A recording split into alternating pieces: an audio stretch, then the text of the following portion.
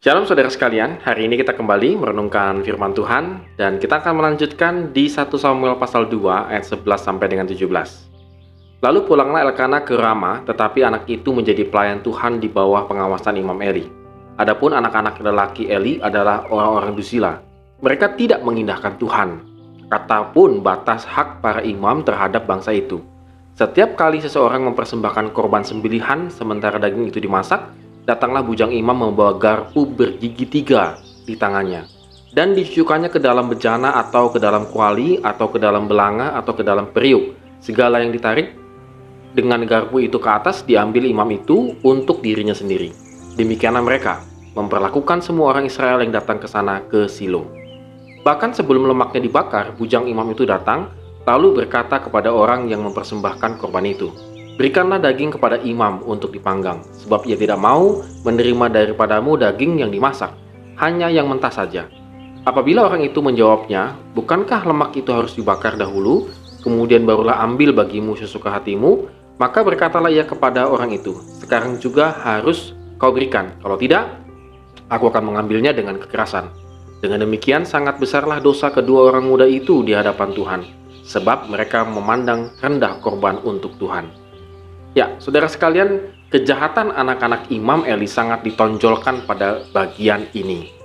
Hofni dan Pinehas menggantikan ayahnya Eli menjadi imam pada masa itu memang. Namun mereka berdua melakukan kejahatan yang sangat luar biasa. Pertama, mereka tidak peduli dengan Tuhan. Mereka benar-benar sudah tidak lagi menjadi imam yang terkoneksi dengan Tuhan. Tetapi mereka sudah sangat tidak terkoneksi dengan Tuhan. Yang kedua, buktinya mereka melanggar aturan persembahan korban untuk imam. Kita bisa bandingkan dengan Imamat pasal yang ke-7. Mereka memakai garpu bergigi 3 supaya dapat banyak. Wah, ini luar biasa begitu ya. Seharusnya tidak sampai bergigi 3 gitu, 1 atau 2 pun cukup. Ini 3 menandakan satu kerakusan yang sangat luar biasa. Meminta daging mentah, padahal lemaknya harus dibakar sebagai tanda memberikan persembahan kepada Tuhan dahulu. Nah, ini yang penting nih sebenarnya. Jadi memang imam dapat, tapi yang dipersembahkan itu adalah kepada Tuhannya dulu. Nanti dia itu belakangan lah kira-kira.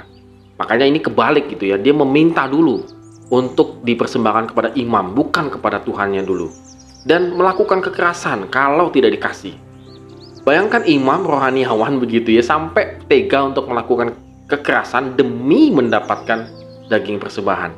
Ini bagi saya sangat luar biasa jahatnya. Artinya dia tidak lagi peduli dengan Tuhan, tidak lagi peduli dengan aturan-aturan firman Tuhan yang berlaku pada masa itu. Bahkan juga sampai selama-lamanya begitu ya. Mereka berani melanggar hal-hal demikian. Nah, kita mungkin juga sering menganggap Tuhan itu tidak ada, saudara-saudara.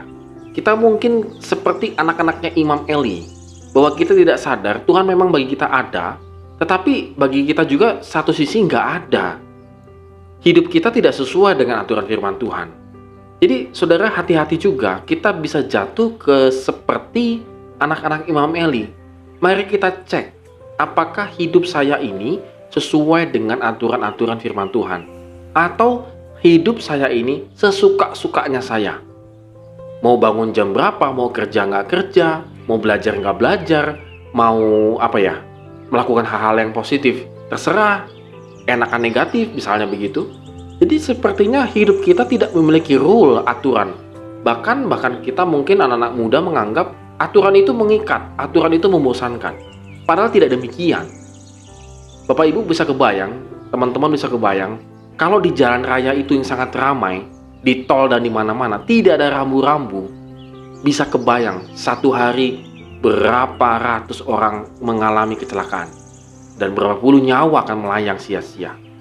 Kita pikir aturan itu mengikat, padahal tidak demikian.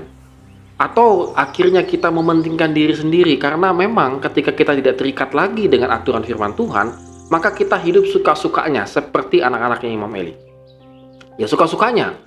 Mau ngambil berapa, kalau nggak dikasih dipukul dan lain sebagainya. Hidup suka-sukanya karena egonya amat sangat tinggi. Dan terutama sekali jelas tidak mendahulukan Tuhan. Mau ngapa-ngapain kita lupa berdoa. Mau bekerja kita lupa berdoa. Mau membuka bisnis kita lupa berdoa. Mau makan kita lupa berdoa. Seolah-olah Tuhan itu tidak ada bagi kita. Nah, saudara sekalian, mari kita renungkan pada hari ini. Apakah kita termasuk hidup yang suka-sukanya, tidak mau taat sama firman Tuhan? Bahkan kita benci sekali kata taat, karena bagi kita kata taat itu membosankan, menjenuhkan, dan mengekang. Yang tadi, seandainya jalan tol, jalan raya yang sangat ramai, perempatan jalan yang sangat ramai, tidak ada rambu-rambunya, berapa ratus kecelakaan terjadi, berapa puluh nyawa akan hilang. Dan firman Tuhan bukan mengikat, tetapi menyelamatkan. Sehingga jalan kita, apapun yang kita lakukan pada hari ini, itu boleh selamat. Karena kita mengikuti the rule of God, aturan Tuhan. Amin. Tuhan Yesus memberkati kegiatan kita pada hari ini.